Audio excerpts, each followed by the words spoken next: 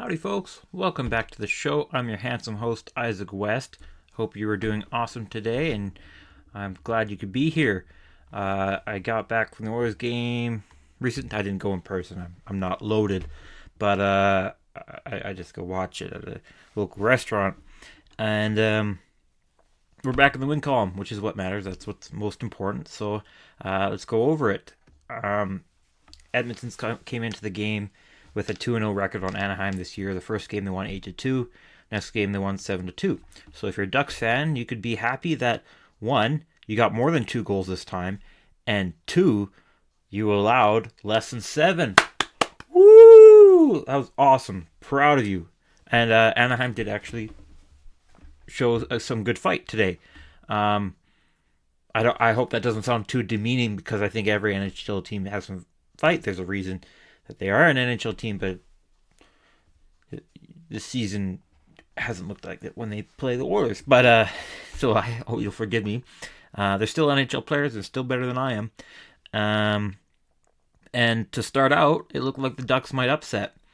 There was some reason for concern that the Oilers would take the Ducks too easily, and because they have a combined score of 15-4 against the Ducks this year. But the Oilers are also coming off their first loss in over 2 months, so I thought they would respond in a stronger manner, which eventually they did. They played their normal game. It wasn't as good, and I'll get into why, as they usually have been lately, but they were still, at the end of the day, efficient and cautious and brutal in those forms. It started with a lot of line changes. The only line that was safe, even strength line that was safe, was the top line of McDavid, Hyman, and Nuge. All the other lines were changed. Most notably, Draisaitl had Kane and Perry on his wings tonight in Perry's return to Anaheim, which was notable. But the rest of the forwards are used to changes. I was happy to see McLeod, Fogle, and Holloway back together. I enjoy that line. It wasn't their best game today, but I still enjoyed it. Watching it, they had some moments and drew a penalty. But the defense was completely shaken up. It was Nursen, Desharnais, Bouchard, and Kulak, and Ekholm and Ceci. And I think it was motivated by a promotion for Desharnais based on his play, and trying it out against the Ducks isn't as dangerous as trying it out against Vegas. So I understood it, but all those changes at once meant that the Oilers were slower to the punch as they usually were. They are usually a bit slow. They like to feel out their opponents a bit and not show all their cards at once. But it was too slow, especially when you got too many changes going on. And so Ducks came out hard, feisty, and fast, capitalized on all the turnovers, and got a lot of good chances. But Picard stood tall. He had a great first period until Fowler finally got one in the last 2 minutes. It was a power play goal. It's kind of a weird one where I don't think the PK did anything wrong, and Picard didn't do anything wrong, but Cam Fowler, the guy who scored the goal, did a really nice shot. And you'd hope the PK did better to prevent that, and that Picard did better to save it, but at the same time, neither of them made a huge mistake. It was just a good shot from the point, smart shot from Fowler as well, through a lot of traffic, and that makes it 1-0 going into the first. And so Knobloch, he's not stubborn, which is good. He puts Ekholm and Bouchard back together, and that clearly has an effect. Nurse and Desharnais stayed together, and Kulak and Ceci became a new pairing, and I'll touch on them at the end. But it becomes effective. Kane scores almost halfway through. Perry did what Perry does, and he did it in Anaheim. And it was kind of funny. Well, I guess I'll get to what happened first. So Gibson had the puck behind the net, and he tried to pass it, and he did pass it in time, but eventually the Oilers caused a turnover, not necessarily because of Gibson. But while he was doing that behind the net, Perry put his stick where it looked like he was going for the puck, but I think we all kind of knew he was intentionally making Gibson lose his stick. So Gibson didn't have the puck. Kane does a really nice shot that makes him look more like a sniper than a bruiser, and he's a good mix of both. And so Perry gets his first point as an Oiler. He did it against his own team, and he did it in a very Corey Perry way. And it was funny where the Ducks fans wanted to boo what he did, and then they realized who they're booing. The Anaheim Ducks social media account eventually said there was a time when we used to cheer when he did things like that, and so that tied the game. But Anaheim answered within the minute. Ryan Strome gets his first of the game. It was a really nice play. He cherry picked, so even though the defense wasn't doing bad, they were prioritizing structure. It's okay to break structure when you have when there's a cherry picker, and he got the goal because Ducks got a takeaway in our zone. The Storm was wide open. Picard didn't have much chance. But Kane would tie the game again. 3 minutes later, that's assist by Draisaitl and Kulak. So that Draisaitl Perry Kane line working better than expected. Just one game, but 2 goals. Kane would end as a +4, and as you might know, he would end with a hat trick.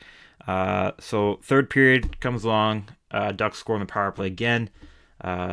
Oilers came in touting one of the better penalty kills in recent months, having killed 18 straight, and then they allowed a power play goal on both power plays, but that the Ducks had. But both power plays weren't like both power play goals. I mean, it wasn't bad structure by the penalty kill, and it wasn't like a squeaker that went through Picard. They were just good shots from angles you don't expect shots to come from or positions. Still doesn't excuse it. You still allowed a goal, but it was a good shot, and so that was Strome's second. And Ducks are back in the lead, 3-2. And it's worthy of note that by the third period, Gibson was not playing. This time, it wasn't because we put a lot of goals on him. It's because he was injured, and he was having a good game. He had a few good saves, and comes to Stahl. And this is a guy who he's not a middle-of-the-road goalie. He's either getting 50 saves or 5 saves. And I was wondering what kind of goalie Stahl will get. We kind of got a bit of both, because the first chance he got, McDavid has a beautiful pass on a 2-on-1. Hyman is going to be one of the easiest goals he's had of the year, which is saying a lot because he's had a lot of easy goals, and Stahl saves it. And I'm like, oh no, we're going to get goalie by backup goal again. I don't know. We're getting the good Stahl tonight, but that didn't hold. Oilers scored 3 straight after that and would end the game 5-3. Hyman eventually did get on the board, assisted by McDavid. Draisaitl would score a power play marker a couple minutes later. That would be the game winner, and Kane would get an empty net, which would be his hat trick, and some hats were thrown on the ice. So at the end of the day, the Oilers did eventually outshoot Anaheim, and it was a good game. I didn't really have complaints with anybody in particular. It was just kind of all the goals against were good plays by Anaheim. I guess my main complaint with the Oilers is, one, don't do line changes, or not line changes, I mean line switch ups on a mass scale. Can go one at a time. And 2, don't do so many giveaways. That led to, I would say, it led to 1 goal and led to a lot of chances that Picard saved. He had a better game than his save percentage or analytics would suggest. But it was a good game. I think both teams would be angry at some of the reffing calls. I'm not too angry. There was one that really raised my eyebrow for both teams, but whatever. It happens. I think reffing's been pretty good this year, actually, compared to usual and compared to other leagues, but that's another video. Feel free to comment if you disagree. I'm sure most fans have a bone to pick with refs. I think you're not a sports fan if you haven't disagreed with a call on the ice. That's just part of it. I actually wasn't going to mention shots, actually, because it was close 32-27, but I just looked down. So after Anaheim led in shots at the first 13-9, in the second, Edmonton had 12 shots to Anaheim's 2. So that's wow.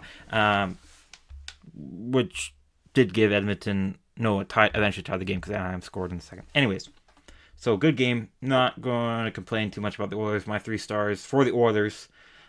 Kane was your first hat trick. Physical as usual, +4. McDavid, he was more physical than Kane. He had 3 hits. He was being a pest. He had a goal. No, sorry, not a goal. He had 3 assists. Third star was Draisaitl, goal and assist.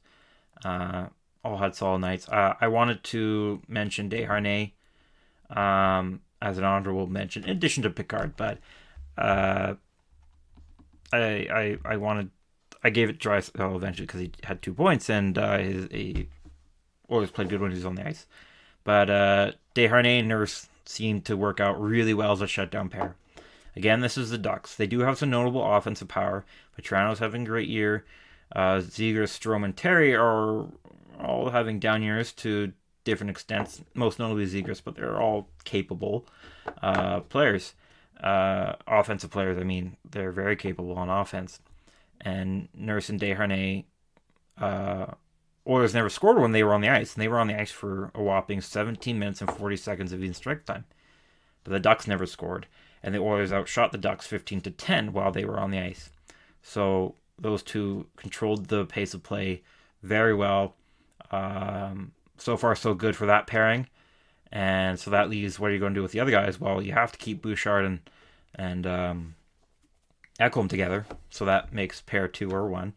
And so that leaves CC and Kulak. And I think a lot of Oilers fans have been, including myself, have been hoping CC makes his way to the third line. But he has done well. I've liked him this year. He's done well with Nurse. And in his short sample size with Kulak, they both did really well. The Ducks never got a goal or a shot, I mean, when CC and Kulak were on the ice. They didn't have a lot of time together, even strength, but so far so good. So that might be the new defensive pairings going forward. We'll see. And it's not like defensive pairings were in urgent need of a shakeup because the Oilers defense has been top 10 in the year. And they're still finding ways to improve, which is good, which you want to see. So, good game. Took a bit longer talking than I planned to, but that's part of the course for me. Thank you very much for watching the video. I hope you enjoyed it, appreciated it, whether it was informative or white noise. I'm happy to be either. My mom says I'm white noise not. No, she doesn't, but I know what she means. And it's okay. I talk a lot. That's why I have this channel. And that's why I hope it turns into something. But until then, once again, thank you very much. Please leave a like and even subscribe if you like this video and want more videos. And leave a comment too. Leave your thoughts. I'm once again super grateful. I can't say that enough. I've already said it 3 times. And it's late night, so my mind's kind of, what haven't I said? What have I missed? So, game tomorrow, or actually today, since it's past midnight. I'll see you for that. And have a good time until then. Bye-bye.